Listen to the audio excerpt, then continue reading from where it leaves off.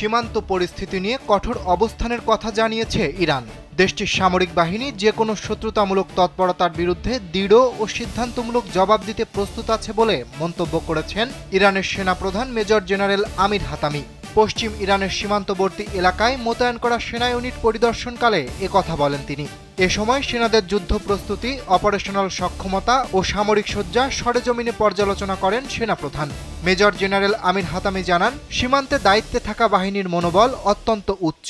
Israeli শাসনের চাপিয়ে দেওয়া 12 দিনের যুদ্ধের অভিজ্ঞতার আলোকে ইরানের অস্ত্র, সরঞ্জাম ও লজিস্টিক সক্ষমতা উল্লেখযোগ্যভাবে উন্নত করা হয়েছে। তিনি আরও বলেন, ইরানের সশস্ত্র বাহিনী সমমুখী ও অসমমুখী উভয় ধরনের যুদ্ধ পরিস্থিতি মোকাবেলায় প্রস্তুতি জোরদার করছে।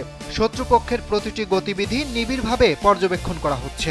সেনাপ্রধান হুঁশিয়ারি দিয়ে বলেন, ইরানের সীমান্ত বা সার্বভৌমত্বে আঘাত হানার যে কোনো অপচেষ্টার জবাব দেওয়া হবে কঠোরভাবে।